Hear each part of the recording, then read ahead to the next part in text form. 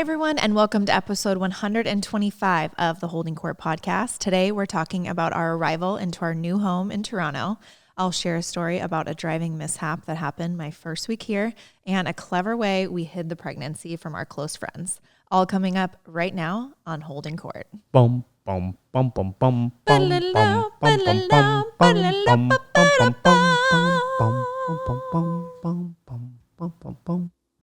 I know we mentioned changing backgrounds, but did you expect this topiary? I don't even know what this is. It's real, I think. I don't want to reach back and touch it. Lush the right term? I'm in a Canadian forest now. Wow. But it's a welcome change from our rental in Florida's painting. I don't know what it was. It was not great. I don't know. I think it makes your green eyes pop a little bit. You think so? Yeah. Okay, well then I think I'll keep it for now. I need to get like a neon sign or something Yeah, that'd be cool. to get it going. Yeah. And again, the people that are only doing audio miss out on these lovely scenes. What about mine? Look at me go. You actually have a vase, well, a double vase in the background with There's a few of them. Blue Jays on it. Yeah. So just saying, you know, already we've changed rentals, but this one's a little more on theme. What do you mean? I hand curated this for my back. You went to what is that place? Color Me Mine, the little pottery place. Yeah, whatever. I don't know what that is. Well, we are officially in Canada. We made it. We are here. First impressions of being here. It's been good so far. First week we were here, we actually had unbelievable weather, which this time of year, you think being up north, like all snow and freezing and miserable, and it actually hasn't been bad. And then the last, 5 or 6 days, we've gotten quite a bit of rain, but it still hasn't been like freezing. No. Which is shocking to me, and I should knock on wood. I know. Fingers crossed. I don't want it to get bad. We were actually looking up this morning, like, how much does it rain here? This is what we do at breakfast. Yeah. We look up the number of days of precipitation every month and what it was last year and where we're at now. And we're just basically meteorologists over here. Well, I became one from the golf tournament. Obviously, I mentioned that, right. But it's continued now. If we're being completely honest and transparent here. Oh, gosh. We are. We have LA dogs because when it's raining, they do not want to go outside. They're like little divas, especially Rigby, which is crazy because the man lived on the streets for at least a year. You get soft though. And you do. We rescued him, and now he's living this, high life where he's afraid to get his paws wet. I know. So we were talking. I was like, oh man, we need like a little cover canopy, just so they can go outside and go to the bathroom and not be afraid to step out there. And then we were like, well, does it even rain all year? So we started checking the rain, and I guess it does rain quite a bit in July, or at least last year it did. Yeah, I think last year was a fluke everywhere. I think everywhere is getting rain. I know LA had, I think, their first rain delay. They never rain out a week or so ago. It's rained a couple times. They've had the tarp on a couple times. Yeah, it's just been kind of funky weather all around. But I think July last year was a fluke. Obviously, in Boston, it was an extra rainy year. So hopefully we've went past that. We're looking for a beautiful Toronto summer. Yes. Come at us. But the good news is we play in a covered stadium. So it is perfect weather every single home game. I have to say that is kind of a treat. But I got to figure out, there has to be a way where they let us know when the dome is open. I think they tell us the day of. Someone said it's on the ballpark app and you can check, but I know last year when I came up here visiting, there was a Sunday. I want to say it was maybe, no, I don't know if Canada Day. You got fried. Yes, because I was used to the comfort of the dome and this perfect temperature in there. And I don't know, somehow my seat was behind the visiting dugout and I was in direct line of sun and I was just roasting. So I'm looking forward to learning how to track the domes opening and closing. I can let you know as soon as I know. I appreciate it. Does that affect the game? It does, right? I know Arizona has. I don't know. There's all kinds of theories of like whether the roof's closed or open and whether that makes the ball fly or not fly as much. I don't think the ball. I don't think this has been a very like.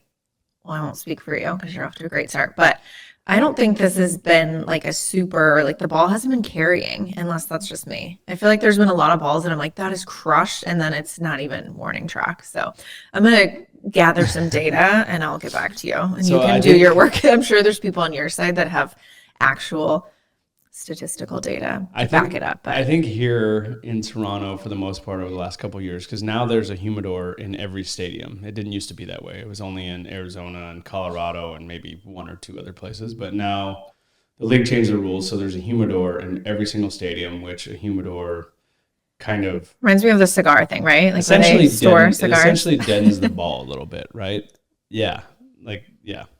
So since the humidor has been here, the ball to center doesn't carry as well. But it still goes pretty good if you're going from the left fielder to the line or from the right fielder to the line. But the gaps play bigger than they ever have here. Okay. There has been a lot of gappers. Is that what you call it? Yeah. Okay. Yeah. Thank you. Shopping in the Gap. No, it's it'll be interesting to see the difference and as it gets warmer and all that. It'll be fun. But I don't know. I have everyone says Canadians are very nice, right? That's their reputation and they're all buds. Oh yeah.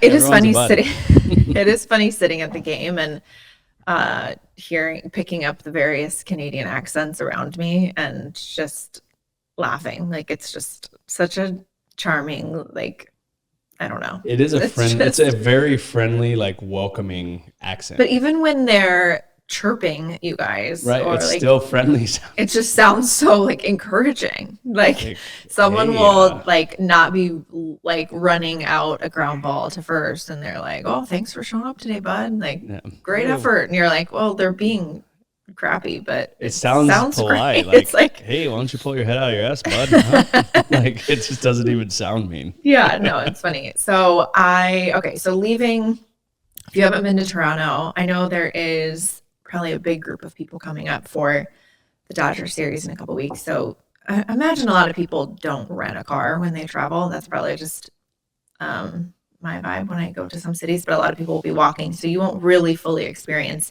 the Toronto traffic, which you hear about it. Well, I guess I explained last year when I flew into that airport, like the smaller airport, which if you can fly into that one and you're staying downtown by Rogers, Billy Bishop Airport, it's on Little Island.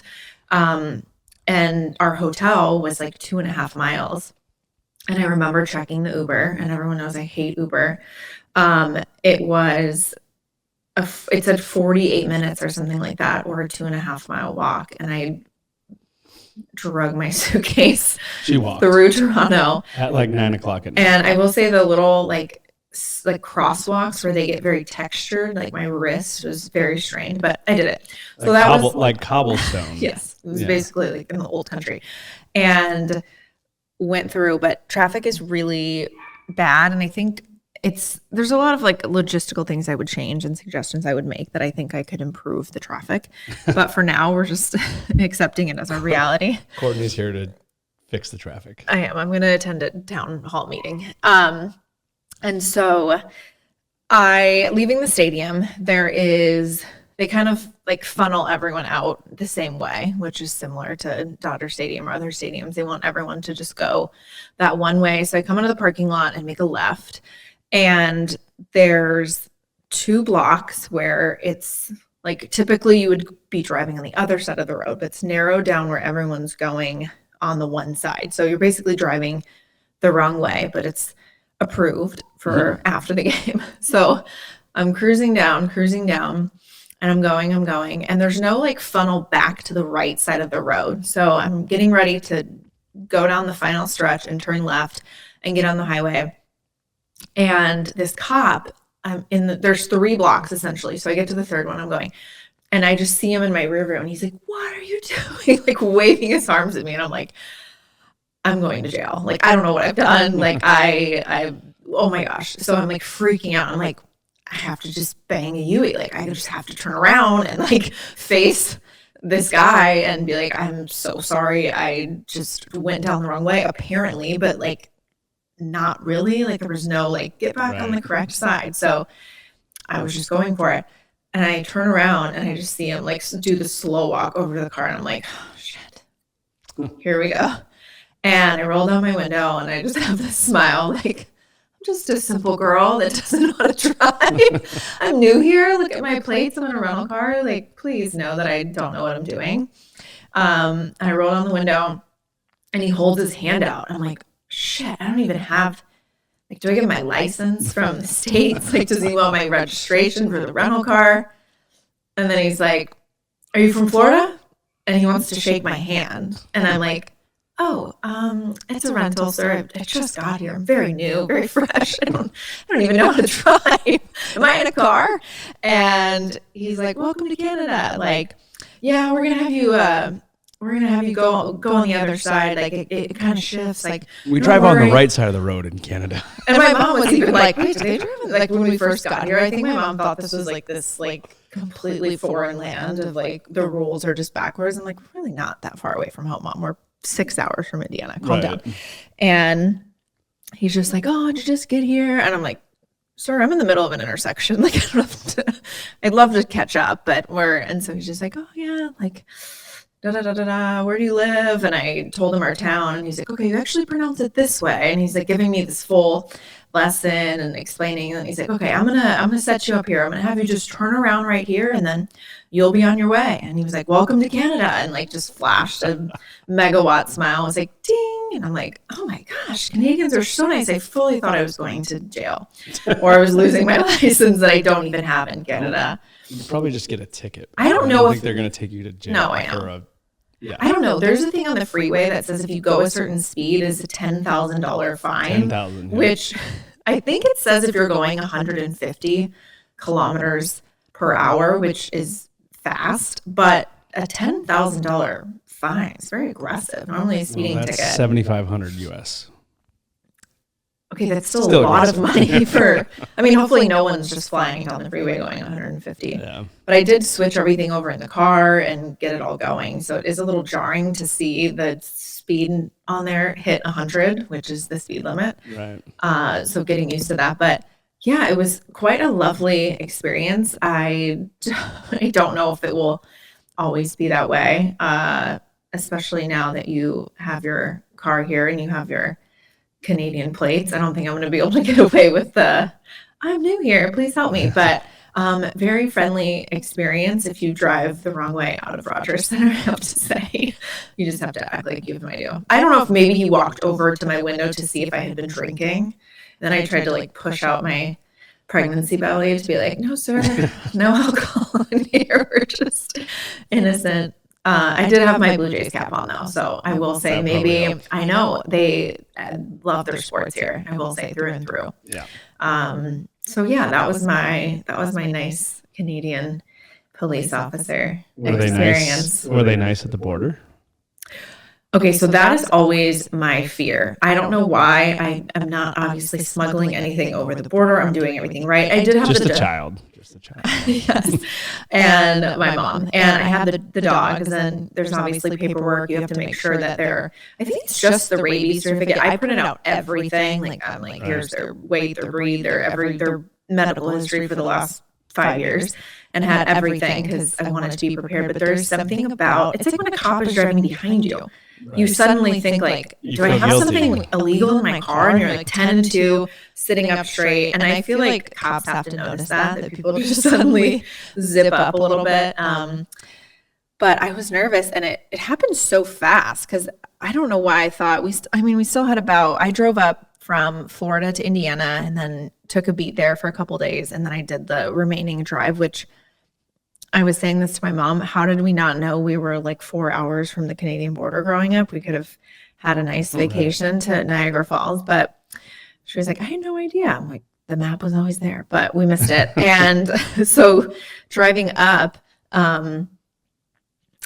it comes so fast, and you're like, it's like no, this is your last exit before, if you want to not cross the border, and it's just happening. You're like, okay, here we go. And it was fine. The guy was so lovely. And the dogs were barking, and he's like, how many do you have back there? I'm like, just 2, sir, that are fully vaccinated and ready to get acclimated into your lovely country. Thank you for allowing us to be here. But it was very smooth. I will say the funniest thing was the panic of coming here, and everyone says, oh, you're not going to have, Amazon's different here. It takes shipping takes forever. There's no Target here. Anything you need, make sure you get it before you cross the border. And the dogs had their last serving of their food.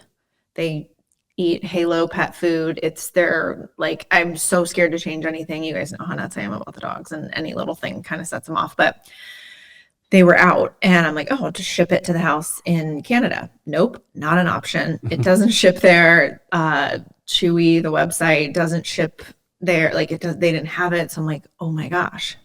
And you're like, I'm going to try to find it in New York. Well, it's not. It's all e-commerce. So it was not in the kind we needed, was not in stores. So my brilliant ass was like, let me find an Amazon locker at the border. So I find if you don't know, Amazon locker, you can ship to, not sponsored, but you can ship to these lockers. They're normally in, I don't know, different places, gyms, gas stations. Right. This one was in kind of a truck, a smaller truck stop. So it was the last exit kind of before the border. And I just shipped 4 bags of dog food and all their treats and loaded it up. And it was I had no other option. And even when I was driving up that day, it was tracking, because Amazon will say, we'll be there anytime before 10 p.m. Right. So I'm like, oh gosh. And then I would say out for delivery. So it was just this game of perfectly timing it. It actually worked out. They delivered it 30 minutes before I got there, and then crossed over freely. So that was my nice chaos. I'm just going to have to ship small bags of their food to you on road cities, and you can bring it back over. I think that's kind of the theme I've gotten for everything. I'm an Adidas athlete, and even ordering stuff off the website, they won't ship to Toronto. So they're pick a road city coming up and just ship it there and bring it back with you. And I think the same thing with the batting gloves. Bruce Bolt this year, they haven't quite, a lot of these companies haven't quite figured out how to do the shipping to Canada, which I don't know if it's just an expense thing or whatever, but everything is going to be on the road. So I've already made up my mind. I'm taking 2 big suitcases, whether there's anything in the second suitcase or not, just in case It'll be a laundry suitcase. Just in case we have to get stuff on the road to bring back here, just because of just in case shipping. You have to shop. I know. And then don't even get me started on baby items and where to fit. There's companies aren't here, and then I'm having a baby shower in the States, and then I'm thinking, how do I it's another day, but we'll figure that out. But it's fine. I think everything so far has been a good adjustment.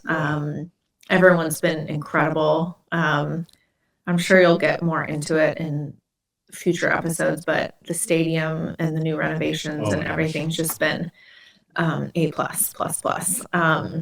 Incredible. Yeah. Back to baby. Everyone was very excited about the announcement, and we actually teased the gender reveal of baby Turner. People are funny. They're trying to catch me, and you're not going to catch me. I can hide this until the end of time if I wanted to. I'm the master sneaky. It's I don't know. Text, sometimes I have to make sure I'm not saying anything, but we'll share with everyone soon. But so the other day people thought that I was hinting in some way, shape, or form because I posted a picture on Instagram. Everyone on social with anything will look into something, and you have to think, I guess, 5 steps ahead of everyone. Right. Well, I just posted a picture of us on the field, and it literally in jumbo letters right above our head said Junior J's run the bases. And I was like, oh, this is so cool.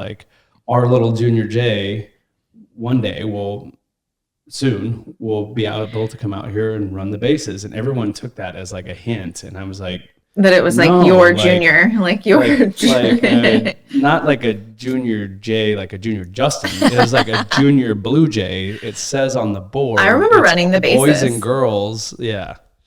I remember. It's a big thing. I remember it being like very far. I did it at the White Sox stadium when I was little, and I feel like I sat down at second base and I was like, I need a breather. I don't know if that actually happened, but the crazy thing was the line. Oh, yeah. For the Blue Jays, the line, I mean, they were running the bases for like 2 hours. After they do the Junior J Sunday. They do a whole like festival. It's there really was cool. Face painting and all these different activities. And it's not just, stay after and run the bases. Like they do it big. So it's a huge deal for families to come out. So yeah, and they actually have us, the starting lineup, takes the field with kids, the Junior Jays. And we stand on the line and do the national anthem with them. And what was the video? There was a video, I think the Blue Jays might have posted it. And there was a little kid getting his face painted and he was getting a 2 on his cheek. Oh, yeah. And I was like, I made, what joke did I make to you? What? I don't remember. Oh, I was like, he was a big like Tulowitzki fan. Oh, Tulowitzki fan. That's right. Or Jake Lamb, he said. Yeah. That's right. It was on, we went duck pin bowling that night, and the game was replaying that's right. on the huge, it was kind of funny watching you bowl, and then there's these like the whole back wall is just these 3 jumbo screens. Right. And so like you batting while you're bowling was just kind of a weird like Inception thing, but then it had the kid getting face painted, and it was like 3 massive things. He was getting a 2, and I was like, oh, I must be a Tulo fan. That was the crazy thing too. We went to this place, Game Time, and it was awesome, by the way. Yeah. You should check it out if you're up here.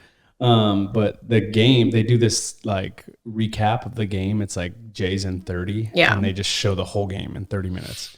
And it was the game against the Rockies where I had, I think, 3 hits and drove in 3 runs. I think I had 3 hits. Yeah. Oh, I think I casually had 3 hits, 3 RBIs. No, well, they were playing it on like, they're playing this thing on like every single TV.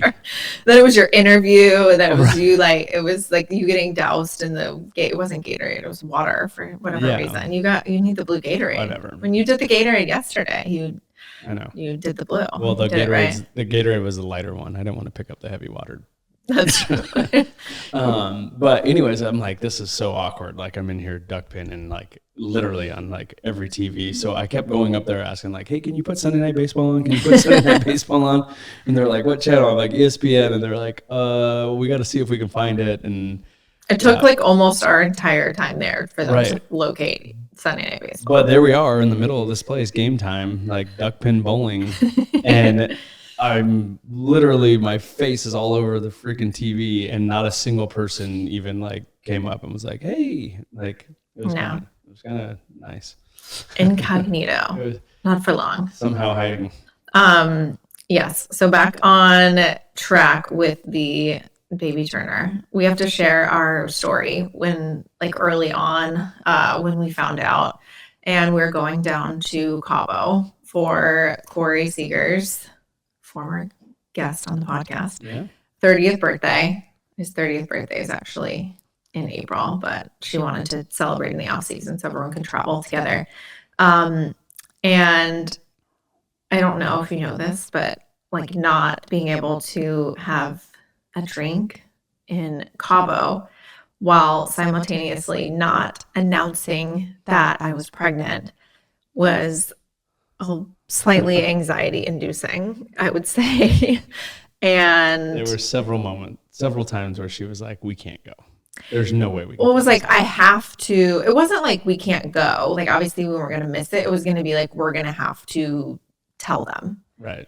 And we weren't at a point anywhere near where we wanted to tell people. Even though I was like, oh, I'm showing already. Like, silly me. Right. Not true. And you were like, okay, let's think about this. Like, we've been down to Chileno, the hotel where we were at before, and they're incredible. Like, obviously we love Cabo. We got married down there. Let's just see. And I think I was in like an appointment, like a nail appointment or something. We were back in Indiana at the time, and you made a phone call. Yep. To the resort. Yep. It was like, Claudio. Got a problem. Where's Claudio? And got him on the phone and was like, hey, man, here's the situation. Coming down, buddy's birthday, gonna celebrate, but no one knows, and we don't want anyone to know yet, that my wife is expecting. And so I need your guys' help. I need you to let everyone on staff and everyone around the hotel, I need them to know that whatever Kourtney orders, it has to be a mocktail and it has to be a virgin version of it. So like, don't let anyone know, don't act different, but if she orders something, it's got to be a mocktail. And if someone orders a round of shots, we got to figure out something in place of shots are the hard part. Yeah, that looks like the alcohol but isn't. And they were like, "We got you." They said we get this call a lot, right? They almost seemed like it was like something. I don't know if it's a lot, but I think they've had it before. So they weren't like, "Holy shit, how are we going to do this?" Well, he was like, "I know you guys," because he was with us the last time we were down there. But he said once we identify her on property, it was like I got very excited about this. They were like, "Well," I think they were maybe going to like snap a photo of me on their camera, like one of their surveillance cameras, and like send it out. It was like very like covert operation. And share it with like everyone on property, because you could just be like near the beach and then there's a little beach bar, or you can be in the spa and they will, if you order a drink, you'll be able to get it. So it was kind of nerve-wracking, and like it's no secret, I like having control of the situation. I can pull off a surprise. I'm good at kind of like that like sneakiness of things, and I live for that. But surrendering that control over to someone else. And also, I think when you're on to something, you are so much more paranoid. Way more paranoid. About the situation. Like the first night at dinner. So we get down there and I'm like, oh my gosh, I'm wearing like sweats. And they're all like, Kourt, get in the pool. Like, what are you doing? I'm like, I can't get in the hot tub. Like, that's obviously a no-no when you're pregnant. And they're all just like sitting in the hot tub. So I put on my swimsuit and just like put my feet in. And there was actually someone else down there that was pregnant too. So I was like, okay, I'm going to follow what she's doing because she's been pregnant before, but I can't let people know that like, right, I'm just mimicking all of his behavior. So, I just felt like everyone knew the second I walked in. Like, it was like, oh my gosh, I'm a liar. Like, I'm hiding this from. And then right away, the bartender's like, oh, Kourtney, I have a special drink for you. Right. And I'm like, oh my gosh, this is not going to work for 5 days. And everyone had these coconuts with like their names like branded into the side, like burnt into the side of the coconut. And I was like, what are you drinking? And my fear is someone, because, you know, like you order a drink and someone's like, ooh, that looks good. Can I try that? I'm going to see if I'm going to order that. Right. So it was like, I'm sitting there like, and it was like a coconut. I think they honestly just put coconut water in it. And like, that was it. Maybe like pineapple juice. So I'm kind of like keeping to myself in my sweatsuit at first. I'm like, I am so obvious. This is so bad. So I was like, I'm going to go upstairs and change. And it was just that, like, that fear of like someone being like, let me try that. Let me try that. But everyone knows I do my 3-drink max. So I think that worked in my favor, like having a drink at dinner or like even just ordering a glass of wine and just like having it there and then being like, oh, I don't do shots. Like those are off limits. But I think it was day 2, someone ordered shots. And of course, it couldn't have been just like Blanco tequila, like no, crystal clear. It had to be, someone did, was it you, Reposado? No, I think it was Maddie. Okay, so Maddie ordered Reposado, which not clear. And I'm thinking, shit. So I'm like, I don't do shots. And she's like, come on, like you have to do one. And everyone's like, Kourtney, do it. I'm like, am I going to have to do a shot here? Like, am I going to have to compromise everything and just like go and throw it up? No. And I just see the tray coming. And I'm like, how is this going to go down? Like, how is this going to go down? And he's like handing them out. And then hands me, there was actually like not a flawless execution on this one, hands me one and then like pulls it back and is like, oh, I have to go get more. I'm like, oh shit, this might be toast. But like, I feel like I could always be like, oh, maybe he thinks that like, oh no, she's the one that's pregnant. Like obviously it could be like, I don't know, give me that and like slam. No, I wouldn't have slammed it. But like, he comes back with a few more and mine, like I take it. I think it was apple juice or something. Yep. Yeah. So I feel like the virgin margaritas I was very sick of them by like the last day. The shots, like that was smart with the apple juice.